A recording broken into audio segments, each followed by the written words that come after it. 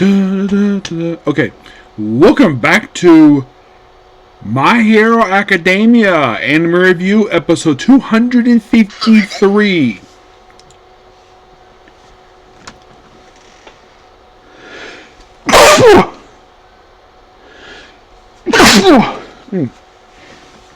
Excuse me about that. We are here reviewing the 19th episode of My Hero Academia Vigilantes, known as Cloud and Rain. Rain and Clouds, that's basically the name of this episode. For some weird reason, and I have no idea why in the world, that Bones has done this with the show. They skipped a story arc. Yes, they did. I have no idea why, but they did. Yeah, very close. Yeah, so I was kind of expecting they might do Sky Egg next. But no, they decided to skip that arc and do this arc instead. An arc that was actually teased, I think was referenced actually in the main parent series, My Hero Academia, because so far the show has actually built upon stuff that was established in the main series. Like, for instance, how Stain got the look he has when he lost his nose. Like, we see that here. The whole thing with the trigger drug that was mentioned, in fact, going back in season 4 of My Hero Academia. We have that here. Let's see. And in this episode, we begin basically the reason why we have that Nemu present day. One thing here.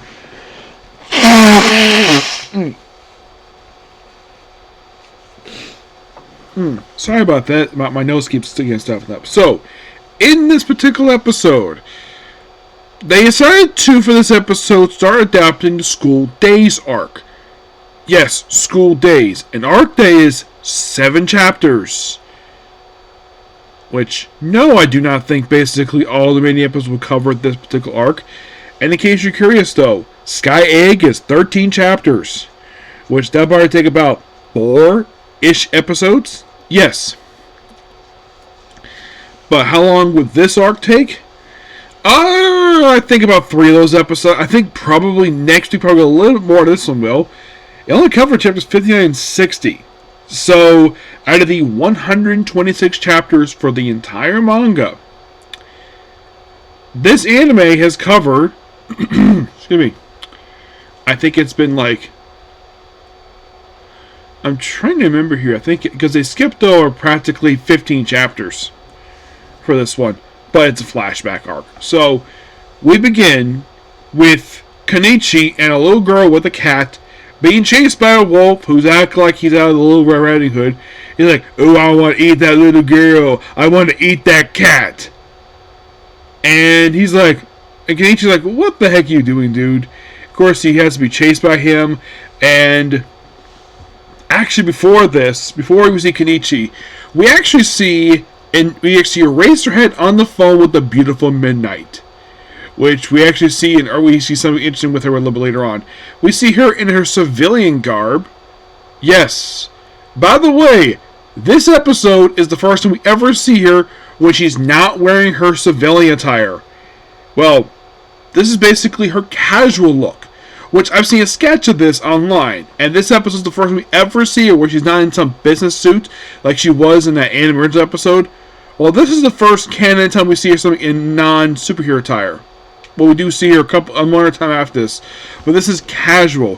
Where she's here with a cat, which the episode does explain where the cat comes from. So basically, President Mike decided to make him an offer to become a teacher at UA. This sets up basically something we'll see in present day. With Endeavor being a teacher at UA. So, and this is a slight wording change here, where it's like, keep mouth shut. And then he's like, and they added this dialogue in. He's like, time to get time to use go. Time, he had to go on patrol. It's like time to go back to work. Which that line was complete anime original because in the manga, he just shuts his phone off and then he hears a scream by the little girl being chased by the big bad wolf. And then of course Kenichi has her catch the cat, where of course he has to teased the thing long enough for Razorhead to show up.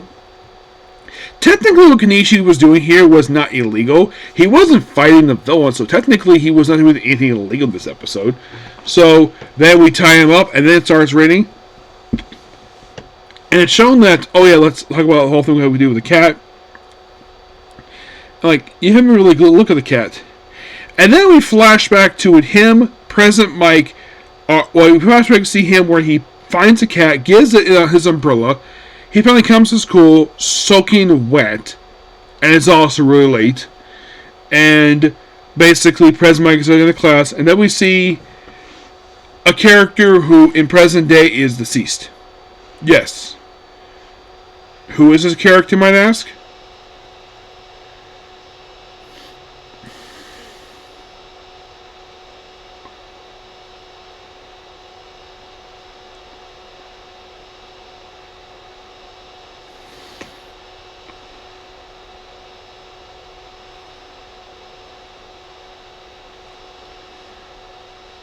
Of course, my thing decided to freeze on me. I don't like the fact it did that.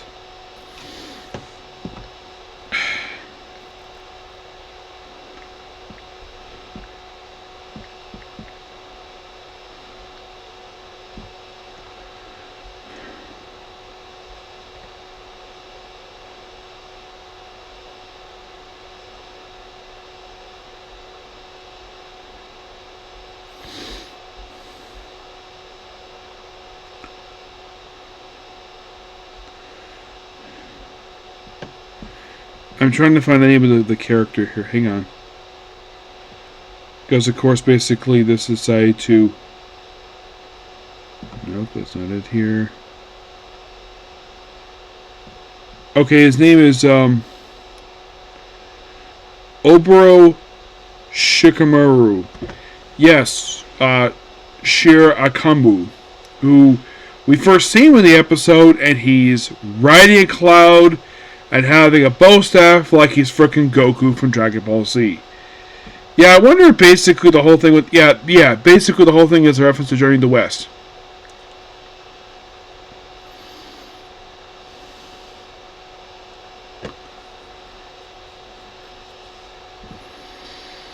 Yeah. So, and of course, he's soaking wet because he got Razorhead's umbrella, and then he proceeds to strip butt naked in the classroom. And he's like, oh, I can censor myself with my cloud, thanks to his quirk. And he's like, oh, let me put on my cloud. And he poses the cat, like, at first, like, oh, is he gonna... The girls probably think he's gonna pull out his dick. No, he actually just pulls out a cat. And they're like, aww. Yes, they do that in the episode. And then he just puts the cat on a cloud. The cat that's in a thing.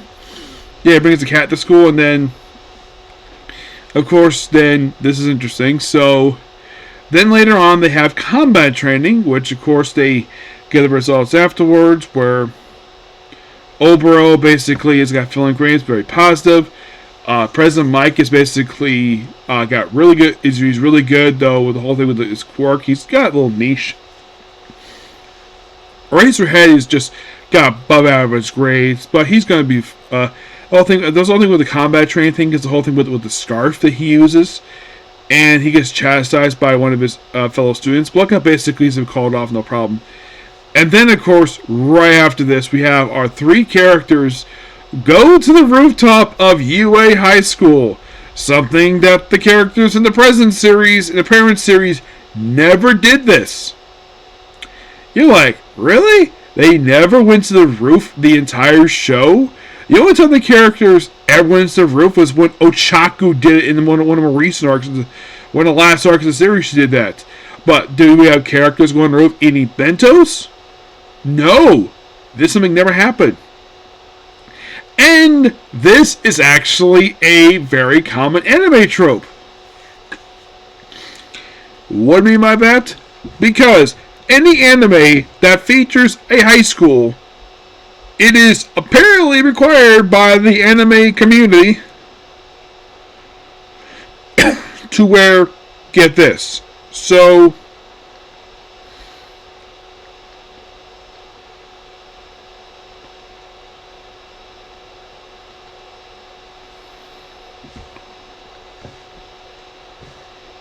Yeah, so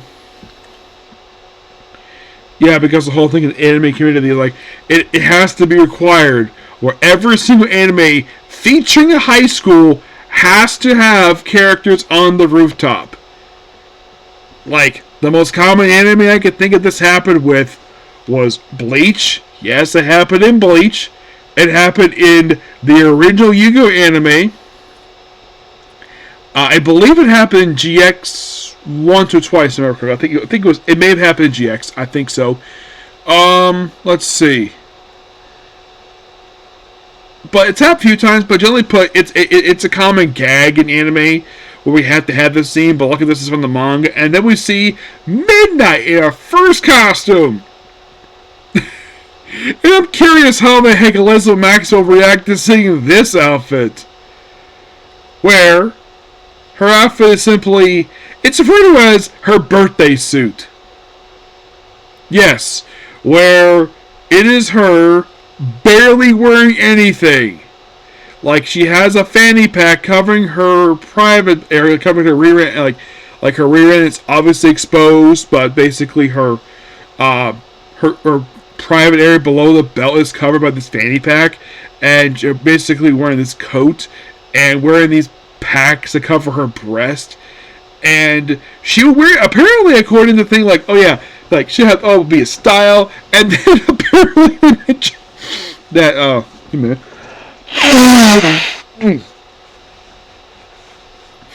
That apparently 1 year later they have this law passed about how much skin they expose. Tell that to Red Riot, where basically, if you look at the guy, him and like a couple of heroes, they're practically shirtless. But apparently, this is only for female superheroes, because if you notice, a lot of them basically, the only one that does show skin in present day characters, I think, is probably Momo.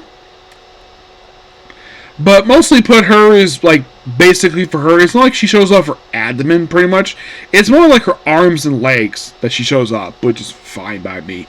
And then, of course, we kind of have a little jump cut to present day. We have Midnight in her current costume, which, yes, is from the manga. And then, of course, like, oh, this cute little cat. Well, prior to this, basically, Eraserhead gave the cat some cat formula, and then she proceeded just to keep the cat and named him Sushi. And then the episode ends with her offering them a position at her boss's agency, and her boss is based on Prince. Yes, seriously. Based on Prince, the rock star, who someone alleged was gay. Yeah, I heard something like a couple years ago where someone thought he was gay. Yes, Prince, who last I heard is deceased. Yes, he is no longer alive, sadly.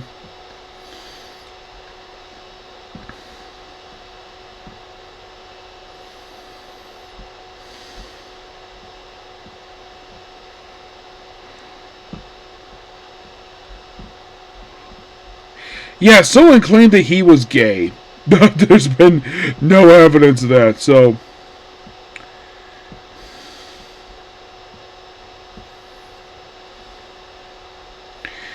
And the guy is referred to as His Purple Highness. Which, you look at the guy, yeah, he looks like Prince. Literally, he is based on Prince. Let's see if I can find it here. It's not Michael Jackson, oh no. Yep, it's Prince.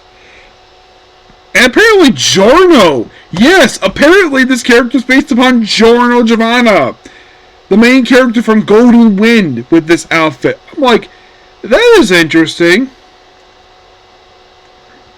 I knew about the Prince connection, but I can tell by the look, but Giorno? Like, okay. Apparently, also, according to this, he apparently was supposed to have a mole in his cheek, but apparently he was scrapping to some of the Midnights. And apparently, the guy's name is his real name is Tenma. Apparently, his birthday is the same day as Prince. I'm like, that's pretty cool. Yep. And that's the episode in a nutshell. It's going to be quite interesting to see the My Hero Academia version of Giorno Giovanna of all characters. I'm like, yeah, that's going to be interesting. Yep. So yeah, that is pretty much it for the video. Please be sure to like, comment, subscribe, to notifications. Next up we have is a Comic Corner, and then it's on to Joe J wants to be a comment writer. Okay, thank you. Bye.